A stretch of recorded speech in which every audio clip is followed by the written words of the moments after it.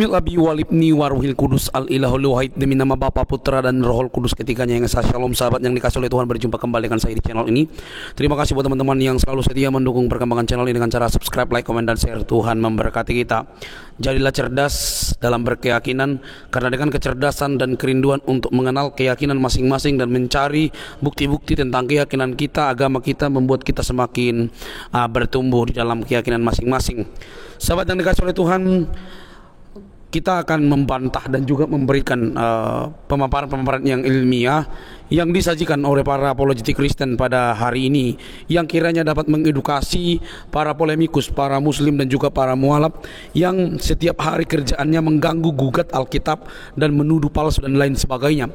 Mereka ini seperti kehilangan arah karena mereka selalu membahas tentang Alkitab, membahas tentang kekristenan. Jarang sekali mereka membahas tentang kitab mereka, keyakinan mereka, dan mereka lebih sibuk membahas Alkitab.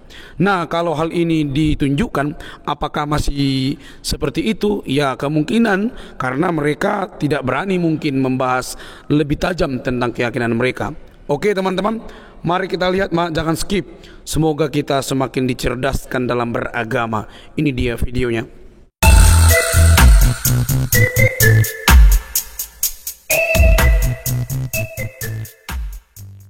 Halo, selamat malam. Ya, abang dari Islam Kristen enggak? Dari Islam. Oke. Ya, ada yang mau ditanyakan, mau disampaikan? Oh, ada. Abang minta naik, tujuannya? Ingin bertanya? Mau jawab pertanyaan saya, tidak? Boleh. Boleh, mau jawab pertanyaan saya? Boleh. Oh gitu. Menurut abang, apa yang dikatakan Allah itu semuakah benar? Dikatakan Allah Di dalam Quran? Benar gimana? Karena ada juga yang tidak benar. Bukan tidak benar sih bang. Kita mempercayainya dengan keimanan karena di luar nalar manusia gitu. Oke. Kalau seperti kan? Oke, yang menurut abang yang di luar nalar manusia bagaimana, perjalanan buruk gitu ya? Itu nggak di Quran. Di Quran. Kayak manusia diciptakan dari tanah kan? Oh, itu tidak. Kalau dari sisi sains ilmu, tidak logis. Iya. Tapi apakah bukankah Quran dikatakan sains? Enggak lah. Quran kan kitab suci, kitab panduan Allah. Mulai dari Zakir Naik, mulai dari siapa semua mengatakan bahwa Quran itu sudah pasti sesuai dengan sains. Buktinya ada Big Bang, buktinya bayi dalam janin dalam rahim itu diklaim sebagai sains dari Quran. Kenapa memang sekarang tidak mengakui bahwa di dalam Quran itu ada sains? Kalau ada pelajaran sains, iya. Tapi ada juga yang di luar ilmu, di luar narsis, di luar hukum sains. Oke, iya. Contohnya di luar hukum sains itu apa, bang? Itulah manusia, Nabi Adam diciptakan dari tanah. Oh, itu menurut sains kan manusia pertama nggak ada, jadi manusia itu bermacam-macam jenis gitulah, sering pernah saya baca. Saya lihat manusia berbagai macam jenis, bang. Iya, kok di sains. Jadi manusia ini menurut orang itu ya begitulah. Yang saya tahu cuma satu, bang, Homo sapiens ya. Iya, Homo sapiens. Itu banyak dia, bukan satu. Nah, kayak mana evolusi kata orang itu dari hewan. Jadi manusia itu berevolusi ya? Iya, dari hewan. Oh, berarti artinya penciptaan manusia itu bukan langsung jadi manusia, tetapi ada dari evolusi dari hewan. Artinya sains. Kalau Al-Quran tidak tepat, tetapi Darwin lah yang tepat. Enggak lah, kalau dari sisi keimanannya saya dari tanah liat lah. Oke. Jadi menurut abang nih, ya. Kalau menurut Darwin itu manusia dari monyet, betul? Iya, dari situ. Kalau menurut Al-Quran bagaimana, bang? Apakah sama atau tidak? Kalau manusia pertama itu diciptakan Allah dari tanah liat, tapi kalau setelahnya itu dari air mani, sesuai sih. Oke. Manusia pertama dari tanah liat. Abang tahu nggak asal mula kera itu dari mana menurut Al-Quran? Nggak tahu saya kok itu. Oke. Abang nggak tahu ya asal mula kera itu dari mana ya? Abang ada Quran nggak di situ, bang? Nggak ada, bang. Nggak ada ya? Tanyain kucing. Kalau kucing dari mana? Jangan itu nanti. Jadi kalau yang saya baca pertanyaan dari Al-Baqarah 65, bang. Al-Baqarah 65 ya. Ternyata kera itu adalah dari orang-orang yang melanggar hari Sabat. Oh, tunggu saya tengok ya, Artinya Bang. orang-orang melanggar hari Sabat itu adalah orang-orang Yahudi. Betul? Nah, ketika orang-orang melanggar hari Sabat, maka Allah menjadikan mereka jadi kera.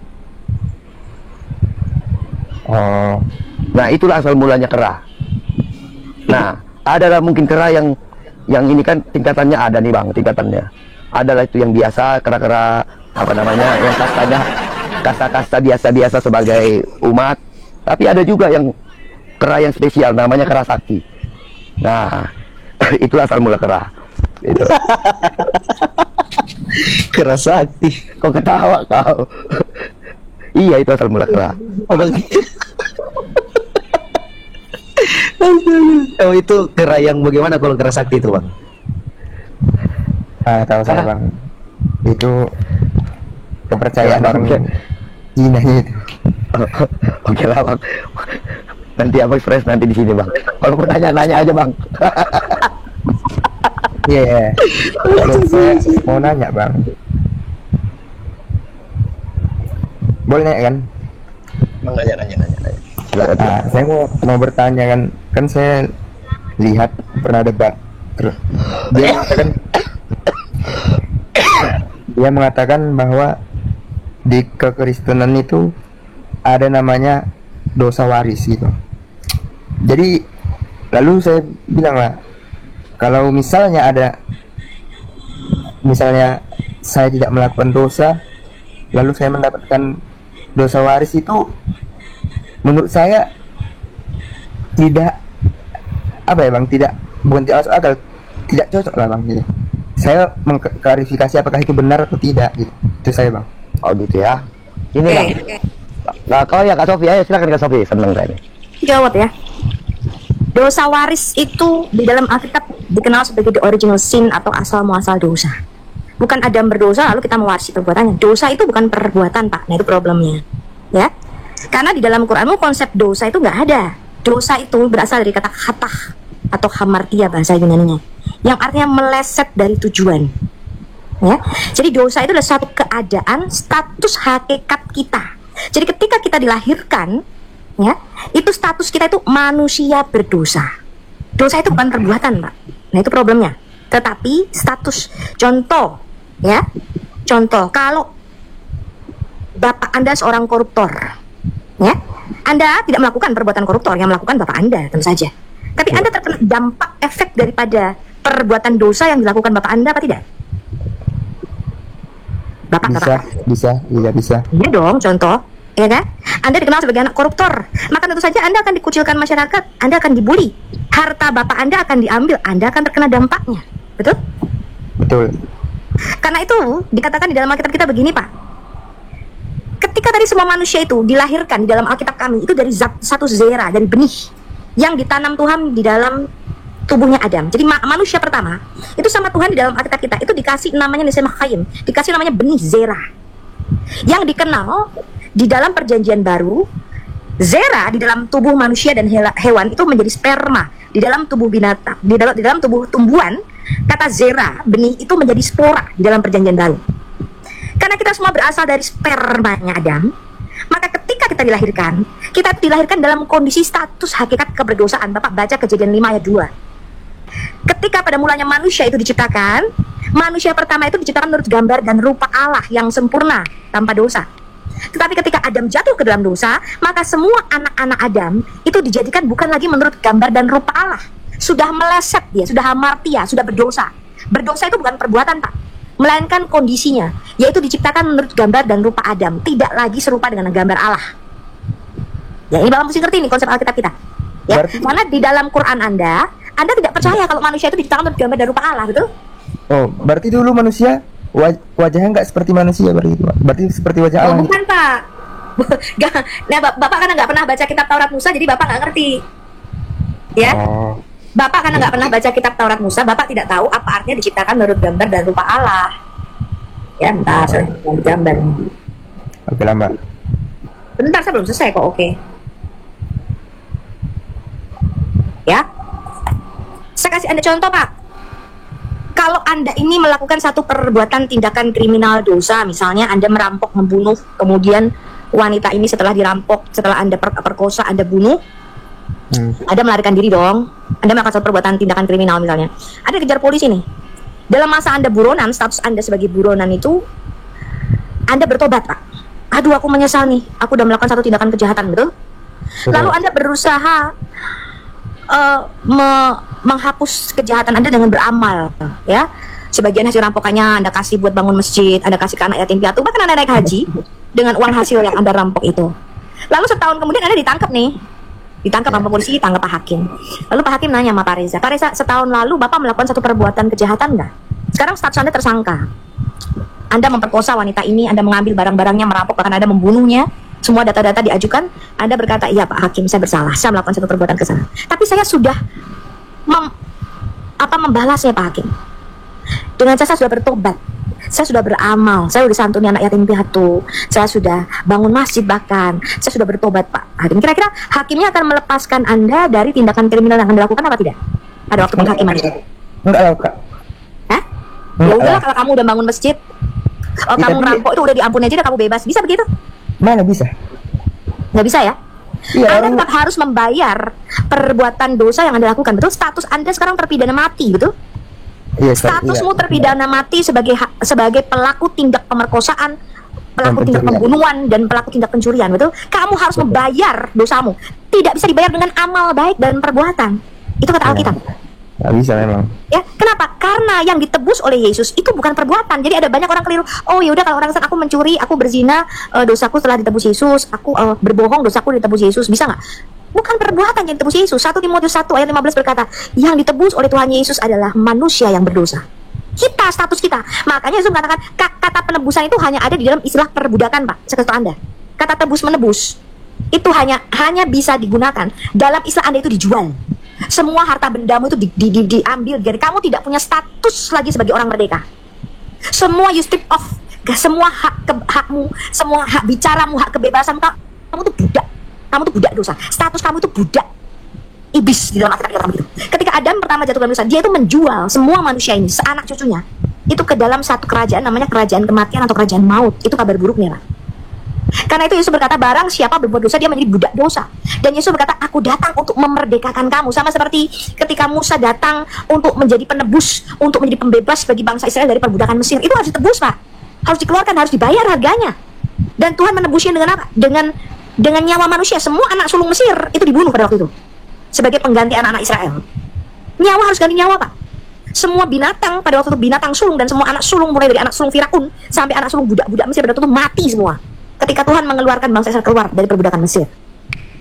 Itu namanya penebusan. Jadi kata penebusan itu hanya dipakai ketika ada istilah perbudakan. Ini Anda mesti ingat, ya. Karena kita ini berbuat dosa, maka di mata Tuhan kita ini terhilang dan harus mati. Kita ini budak dosa. Tuhan datang untuk mengembalikan lagi kemanusiaan itu seperti gambarnya semula. Dia menjadikan kita seperti gambar Allah sejak semula. Maka Bapak baca Roma 8 ayat 29, kita yang dipilih, ditetapkannya menjadi serupa dengan gambaran anaknya. Dia itu memulihkan gambaran manusia yang rusak tadi, Pak. Karena semua manusia dikatakan telah berbuat dosa, kita telah kehilangan kemuliaan Allah. Saya tuh gak punya gambaran bagaimana caranya menjadi manusia yang sejati. Tapi Yesus datang menjadi manusia, firman Allah, anaknya yang Tuhan itu datang menjadi manusia untuk memberikan satu prototipe, memberikan sekitar satu pola. Ini loh anakku yang berkenan yang kukasih, kata Bapak.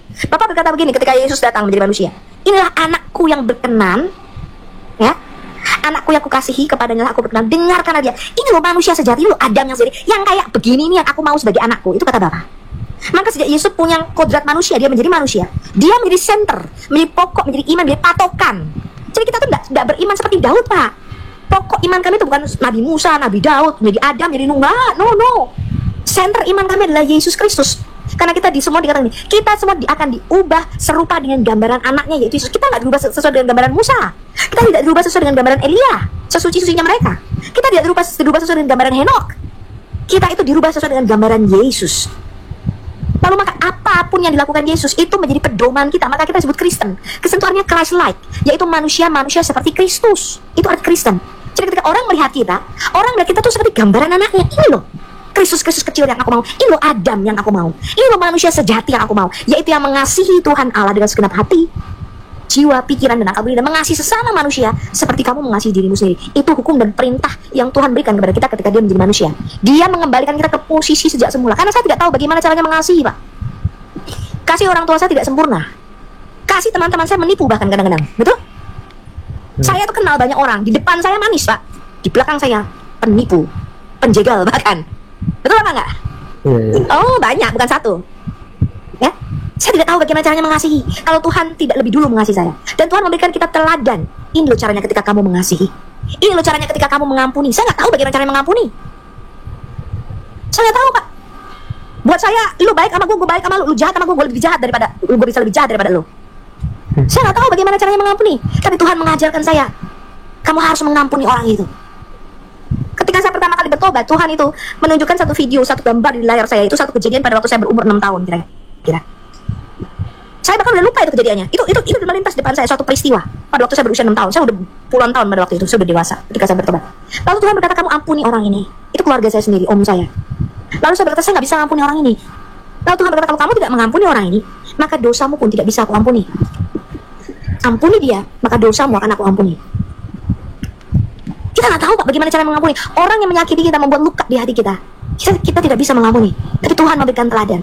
Yesus mengatakan, ampuni dia, sama seperti aku telah mengampuni kamu dan aku mengasihi kamu. Ampuni dia dan kasihi dia. Kalau manusia biasa nggak bisa, Pak. Gambaran kita udah rusak. Itu namanya dosa asal. Karena dosa asal kan status hakikat keadaan kita. Jadi manusia ketika dilahirkan di bumi ini, di dalam Alkitab itu tidak putih bersih, ya. Statusnya sudah manusia berdosa. Bapak baca Mazmur 51, dalam dosa aku diperanakan dalam kandungan ibuku, dalam kesalahan aku dilahirkan. Statusnya bukan putih bersih. Perbuatan dosanya belum dilakukan, tetapi potensi berbuat dosanya sudah ada. Betul? Manusia nggak usah diajari. Kenapa? Karena ketika kita dikeluarkan dari Taman di Eden, status kita udah rusak, gambaran kita udah rusak. Maka tanpa diajari, manusia itu sudah pandai berbohong dan pandai menipu. Iya apa enggak?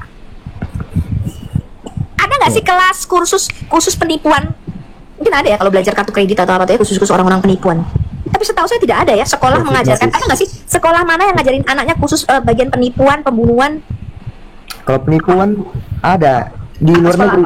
Bukan sekolah sih, kerja Kak, di luar negeri gitu, kayak di Kamboja, di Filipina. Bukan, maksud saya mengajarkan khusus. Saya tanya, manusia nggak usah diajarin menipu, nggak usah diajarin berbohong, udah cenderung berbuat dosa, betul? Kenapa? Karena kita sudah hidup di lingkungan yang berbuat dosa. Jadi saya kasih tahu sama Reza, berbeda dengan cara pandang Islam dan cara pandang agama lainnya, bahwa penghakiman Allah itu nanti di akhir zaman. Kalian kan mikirnya nanti tuh penghakiman Allah. Baru nanti kalian bisa mengatakan, oh dosaku nanti di padang mahsyar, Bu Sofi, saya tuh dikasih buku namanya buku debit kredit, katanya begitu. Ini Muslim loh yang ngomong sama saya. Saya dikasih buku namanya buku debit kredit. Hah? Buku apa tuh, Pak? BCA, Bank Cicilan Allah. Bukan ya? Dikasih buku debit kredit untuk melewati jembatan apa tuh Sirotol Mustaqim. Nanti saya ditimbang-timbang lah dosanya, nanti amal perbuatan baiknya sekian dan sebagainya. Saya bilang, apakah mungkin dosa bisa ditebus dengan amal perbuatan baik kita, Pak? Sedangkan Alkitab berkata, Yesaya 64 ayat 6 berkata, amal perbuatan baik kita seperti kain kotor di hadapan Allah. Gak berguna, Pak. Tidak bisa membawa kita kepada keselamatan. Nah, berbeda dengan konsep Islam, penghukuman itu nanti di akhir zaman, betul? Alkitab, Bapak baca kitab Taurat Musa, Bapak baca, makanya baca kitab Taurat Musa, Pak. Alkitab mengatakan bahwa penghakiman Allah, penghukuman Allah itu bukan nanti, Pak. Tapi sudah dijatuhkan Allah di dalam Taman di Eden. Bersamaan dengan jatuhnya Adam, manusia pertama, maka seluruh dunia ini itu sudah dihukum Allah. Kita itu harus mati, Pak. Dan setelah mati kita harus masuk neraka karena kita ini berdosa di hadapan Allah. Itu kabar buruk. Maka Allah itu memberikan euangelion, Allah itu memberikan Injil. Apa itu Injil? Injil itu artinya kabar baik, the good news, the gospel. Kabar baiknya apa? Allah berkata begini, suatu hari nanti nak, akan ada seorang Goel, seorang juru selamat, seorang penebus yang akan datang. Dan dialah yang akan membebaskan kamu dari kuasa dosa dan kematian. Itu good news, Pak. Makanya Alkitab kami namanya Injil, artinya kabar baik. Kenapa ada kabar baik? Karena sudah ada kabar buruknya. Kalau saya tanya sama Muslim, kenapa manusia harus mati? Anda sampai saya cukur bulu ketek saya dulu, Pak, nggak ketemu jawabannya, Pak. Paling banter Anda menjawab semua yang bernapas harus mati, betul? Iya, harusnya semua yang bernyawa bukan mati, Pak. Semua yang bernyawa itu harusnya hidup karena ada roh di dalamnya. Nyawa itu nasma khayyim di dalam Alkitab kami, nafas Allah. Semua yang bernyawa itu hidup, bukan mati. Kenapa manusia harus mati dan setelah mati ditetapkan oleh Allah Anda masuk dalam neraka? Anda sampai lebaran monyet saya tanya nggak akan ada jawabannya, Pak. Tapi Alkitab menjawabnya. Ada kehidupan akhirat, Mbak. No. Manusia sudah mati Pak di hadapan Allah. Maka Yesus berkata begini Pak, aku turun dari surga, aku datang ke dalam dunia supaya kamu mempunyai hidup dan hidup dalam segala kepenuhannya. Itu kata Yesus. Maka dia turun dari surga, dia datang untuk menjadi penyelamat, juru selamat penebus kita.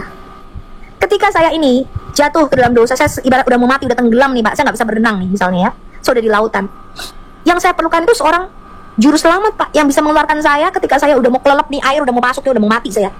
Nggak buku Pak. Allah Anda ketika kita udah mau mati dilempari buku, nih gua kasih lu cara-cara berenang katanya begitu, udah terlambat.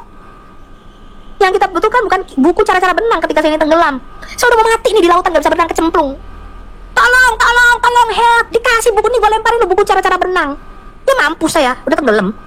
Yang saya perlukan adalah seorang seperti Yesus yang mengulurkan tangannya. Saya angkat kamu, saya tarik kamu. Makanya namanya Yeshua, artinya juru selamat. Kalau di dalam Quran Anda, nama Isa nggak ada artinya. Kalau saya tanya Pak, di dalam Quranmu tuh hanya ada 2 orang yang sebelum lahir sudah dikasih nama sama Allah. Pertama di surah 3 ayat 39. Ketika Zakaria mandul istrinya, dia melahirkan seorang anak, dikasih nama Yahya. Dan yang satu lagi, dia menyuruh si Jibril itu datang, malaikat itu jauh-jauh perjalanan 50.000 tahun kepada seorang Maryam. Dan berkata, nanti anakmu jangan kasih kamu nama Bambang. Jangan kau salah kau kasih nama kamu Reza. Jangan kau salah anakmu kau kasih nama kamu Effendi. Jangan ya, betul nggak Bang Fendi? Jangan kau kasih nama anakmu Sopiatol. Jangan kau kasih nama anakmu Joko, kasih nama anakmu Isa Al-Masih. Itu ada artinya Pak. Isa Al-Masih itu nggak ada artinya dalam bahasa Arab. Anda tanya sama ustadzmu itu apa arti nama Isa Al-Masih, nggak ada yang tahu Pak satupun. Karena dia orang Yahudi bukan orang Arab. Namanya Yeshua HaMashiach, artinya Yahweh juru selamat. Namanya aja juru selamat Pak, namanya aja penebus. Dia datang untuk mati, untuk menebus, menggantikan dosa kita di atas kayu salib. Dia mati sebagai Adam yang kedua di posisi kita. Dia mati sebagai orang yang dikutuk, sebagai orang yang menanggung dosa bagi kita, supaya kita ini dibenarkan di dalam. Status kita itu diubah. Sama seperti Anda Pak di Indonesia. Anda kalau turunan PKI, bapakmu PKI, Anda sampai kapanpun di KTP-mu akan tertulis anak PKI, sampai Gus Dur memutihkannya. Itu namanya status keberdosaan kita. Kalau ibu Anda seorang pelacur, sampai kapanpun Anda tetap anak pelacur, sampai Tuhan memulihkan Anda, memutihkan status Anda. Itulah yang namanya dosa asal. Dosa bukan perbuatan Pak, makanya tidak bisa dibayar dengan perbuatan. Makanya orang Yahudi itu ketika mereka jatuh dalam dosa, mereka nggak membayarnya dengan amal baik dan perbuatan, enggak. Mereka membayarnya dengan cara mengambil seekor anak domba, setahun sekali dibawa ke Yerusalem. Mereka meletakkan tangannya di atas kepala anak domba itu supaya kutuk dan dosa mereka pindah kepada domba itu. Lalu domba itu disembelih sebagai korban penebus dosa. Bapak baca kitab Taurat Musa, Bapak baca kitab Imamat. Ketika orang Israel jatuh dalam dosa, betul nggak Bang Nabi Rong? Mereka tidak menyantuni anak yatim. Yes. Mereka tidak pergi naik haji. Harus ada domba yang mati menggantikan mereka. Dikatakan begini Pak, Allah berkata begini, aku telah memberikan darah itu sebagai penebusan, sebagai pendamaian bagi nyawamu. Karena darah mengadakan pendamaian dengan perantaraan nyawa. Jadi ketika kita berdosa, itu posisi status kita itu berlawanan. Kita itu menjadi lawan dari otoritas kerajaan sorga. Posisi kita itu menjadi lawan Allah. Maka kita perlu diperdamaikan, kita menjadi seteru Allah, kita berkata begitu. Ya, kita menjadi musuh Allah. Maka kita itu didamaikan dengan kerajaan sorga dengan perantaraan darah Yesus. Dikatakan begini Pak, tanpa penumpahan darah tidak ada pengampunan dosa. Jadi pengampunan dosa tidak ada cara lain Pak, harus lewat darah. Permasalahannya, saya kasih tahu Anda masalahnya, harus darah orang yang tidak bersalah. Nah itu problemnya. Sedangkan semua manusia telah jatuh dalam dosa, sehingga darah ada dan darah saya nggak laku Pak. Dibawa ke PMI aja masih disortir, ini kena HIV nggak ya si Sopiatul, darahnya bisa dipakai nggak nih? Tapi Yesus, saya kasih tahu Anda baca kitab Injil Pak. Itulah sebabnya dia tidak boleh lahir dari spermanya Adam. Karena spermanya Adam ini membawa dosa turunan kepada kita. Karena saya kasih tahu Anda ya Pak, bayi di dalam janin itu mengembangkan sel-sel tubuh dan sel-sel darah itu dari sperma bapaknya. Plasenta ibu itu tidak mengalirkan darah, hanya mengalirkan makanan. Darah ibu dan darah bayi tidak boleh bercampur Pak di dalam janin atau bayinya akan mati. Karena itu Yesus kemanusiaannya itu tidak pernah bisa lahir dari sperma manusia, spermanya Adam. Dikatakan dia lahir dari benih ilahi. Namanya spermateos di dalam Alkitab kita. Dia nggak boleh lahir dari spermanya Adam Pak. Karena itu sel-sel tubuh dan sel-sel darahnya Yesus itu kudus. Maka Yesus itu berkata begini Pak, dagingku benar-benar makanan, darahku benar-benar minuman. Barang siapa makan dagingku dan minum darahku, dia mempunyai hidup yang kekal di dalam dirinya. Yesus satu-satunya manusia yang bisa berdiri 2000 tahun lalu dan berkata, inilah darahku. Dia mengambil cawan anggur dan dia berkata, inilah darahku yang ditumpahkan bagimu dan bagi semua orang demi pengampunan dosa. Aku datang untuk menyerahkan nyawaku bagi dunia ini. Kalau nyawamu dan nyawa saya, darah Anda dan darah saya nggak laku Pak. Di PMI aja belum tentu diterima darahmu untuk sumbangan darah. Karena itu Pak, kemanusiaan Yesus tidak boleh lahir dari sperma Adam. Ya, kalau saya tanya sama Islam, kenapa Isa Al-Masih itu lahir dari kalimatullah Al-Quhal Maryam wa ruhu minhu? Kenapa harus lahir dari firman yang diturunkan di dalam rahim Maryam dan roh Allah? Kenapa kelahirannya bukan dari air mani hina? Tadi Bapak mengutip surat As-Sajdah ayat 7 dan 8, betul? Surah 32 ayat 7 dan 8. Bahwa penciptaan manusia pertama dari debu tanah dan selanjutnya semua keturunan dari air mani hina, betul? Lalu saya tanya Anda, kenapa Isa Al-Masih tidak lahir dari air mani hina? Kalau Nabi Anda lahir dari air mani hina nggak? Sesuai dengan surah 32 ayat 7 dan 8, Pak. Nabimu.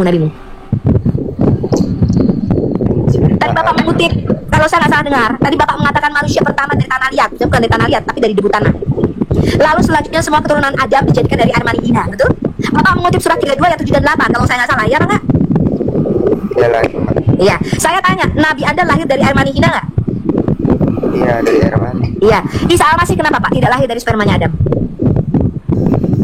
Ambo sampai saya cukur bulu kena saya dua-dua nih loh Pak, nggak bakal ketemu jawabannya Anda. Karena dia tidak boleh membawa dosa asal Pak. Ya, Anda baca di dalam Kisah Rasul 17 ayat 26, Anda baca di dalam Alkitab kami Pak. Semua manusia itu diciptakan dari satu darah, yaitu darahnya Adam. Sperma namanya, spermanya Adam. Karena itulah semua manusia telah kehilangan kemuliaan Allah dan jatuh ke dalam dosa. Perbuatan dosanya belum, bayi itu belum, perbuatan dosanya belum dilakukan. Dia hanya bisa diberikan, diminta pertanggungjawaban ketika dia akil balik. Tetapi potensi berbuat dosanya sudah ada di dalam dirinya. Karena dia telah jatuh, dia telah katah, dia telah hamartia, dia telah meleset dari gambar Allah sejak semula. Maka di dalam Alkitab kami Pak, syarat untuk diselamatkan itu bukan berbuat baik. Bapak baca Yohanes 3, syaratnya adalah dilahirkan kembali dari air dan roh. Kalau Anda hanya lahir dari spermanya Adam, bapakmu hanya Adam, maka Yesus berkata kamu akan mati 2 kali loh. Kalau kamu cuma lahir sekali, kamu akan mati 2 kali. Kematian pertama, kematian jasmani, Anda dan saya harus mati. Kematian kedua adalah terpisah dari Allah selama-lamanya, yang dikatakan adalah lautan kematian kekal, neraka selama-lamanya. Kalau begitu Pak, syaratnya untuk diselamatkan, Anda baca di dalam Alkitab saya, bukan berbuat baik, bukan buku debit kredit, bukan dengan timbangan. Syaratnya Anda untuk bisa selamat, masuk ke dalam kerajaan surga, hidup kekal sesuai dengan rencana Allah sejak semula, adalah Anda dan saya harus dilahirkan kembali dari air dan roh.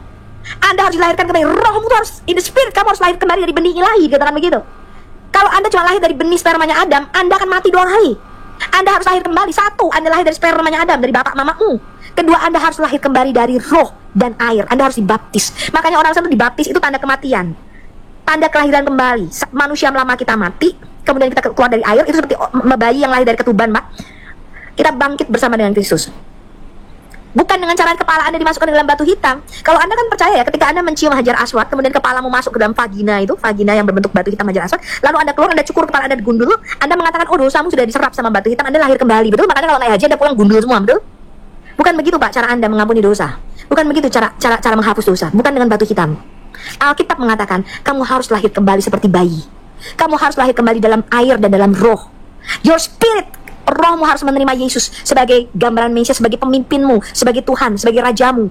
Maka kamu, ketika kamu dilahirkan kembali, kamu akan diselamatkan. Itu caranya Pak. Tanpa Anda dilahirkan kembali, tidak ada keselamatan. Tidak ada keselamatan, saya kasih tahu Anda Pak. Karena berdosa tadi, dosa asal tadi yang Bapak tanyakan, itu bukan perbuatan. Tidak bisa dibayar dengan amal baik. Orang Kristen melakukan perbuatan baik, melakukan amal baik, itu karena buah dari pertobatan. Setelah kita diselamatkan, maka kita harus menghasilkan buah daripada pertobatan kita. Maka amal baik kita akan dihitung sebagai upah. Tapi sebelum kita dilahirkan kembali, maka amal perbuatan baik kita itu tidak berguna di dalam kerajaan surga. Itu maksudnya dosa asal Pak, ya? Ya Mbak, makasih Mbak. Terima kasih. Baik teman-teman yang dikasih oleh Tuhan, kira-kira apa respon teman-teman terhadap video yang barusan kita putar, yang sudah kita dengar dari awal hingga akhir, kiranya dapat mengedukasi, menambah wawasan kita di dalam beragama. Teman-teman, tidak perlu baperan, tidak perlu kepanasan, bahkan seperti anak kecil yang ketika ditunjukkan data-data Anda langsung merasa kehilangan segala-galanya. Yang perlu Anda lakukan adalah mencari literatur, mencari info, mencari buku-buku yang bisa Anda gunakan untuk membantah pernyataan-pernyataan atau argumentasi-argumentasi dari para apologetik Kristen yang membuat Anda kebingungan untuk memberikan jawab terhadap kekristenan, terhadap iman Anda yang dipertanyakan. Sahabat yang dikasih oleh Tuhan, ini menjadi cambukan yang sangat keras buat para polemikus, buat para ustadz yang setiap hari kerjaannya untuk membahas Alkitab. Sudah dikatakan di dalam Alkitab Anda, jangan melampaui batas agamamu. Ya, jangan tuh, nanti dibalas Anda berkotek, Anda mengeong, Anda tidak bisa mempertanggungjawabkan apa yang Anda imani.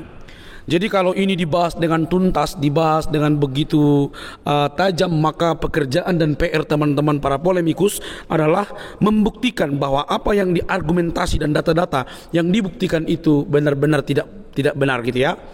Benar-benar tidak benar. Karena hanya dengan itulah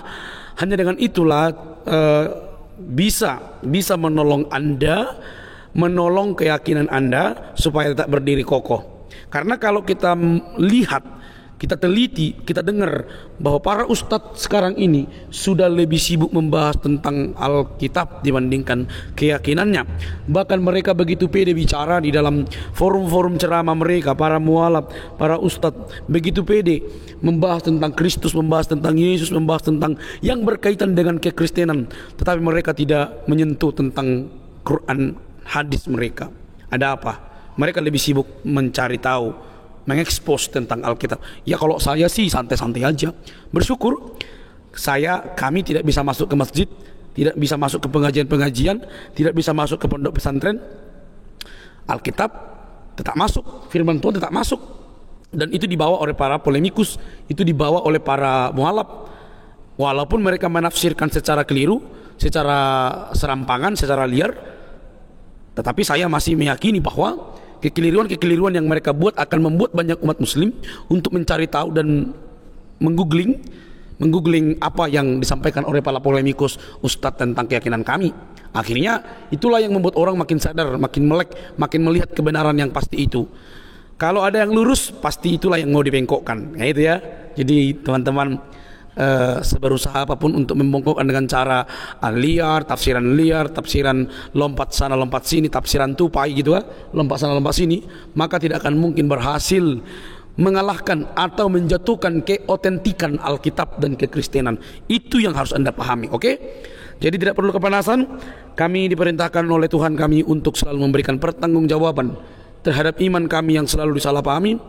Dan kami juga rindu untuk memberikan bantahan-bantahan, bahkan sedikit cubitan lah, supaya Anda berbenah diri, supaya tidak terlalu sibuk membahas, menyalahpahami tentang keyakinan orang lain. Oke teman-teman, firman Tuhan katakan, akulah jalan kebenaran dan hidup. Kata Yesus, tidak ada satupun manusia yang olehnya diselamatkan kalau tidak melalui Kristus. Dia jalan menuju Allah yang esa. Siapa? Kristus, firman yang menjadi manusia. Itulah yang menyelamatkan kita. Karena kasih. Dia datang bukan hanya untuk orang Kristen, tapi untuk semua umat manusia yang ada di bawah kolong langit ini. Percayalah, maka engkau dan seisi rumahmu akan diselamatkan. Firman Tuhan katakan itu kepada orang-orang yang pada zaman itu, sekarang dan nanti. Daripada Anda sibuk menyalahpahami tentang kekristenan, daripada Anda sibuk menuduh-nuduh, daripada Anda sibuk mengais-ngais, lebih baik sibuk Anda untuk mempertanyakan mana kebenaran yang menyelamatkan hidup Anda tanpa ragu-ragu. Oke teman-teman, sampai di sini video saya, tidak perlu kepanasan lah ya. Dewasalah dalam berkeyakinan gitu ya. Oke, jangan lupa untuk mendukung dengan cara subscribe, like, komen, dan share. Sampai ketemu di video selanjutnya. Bye bye.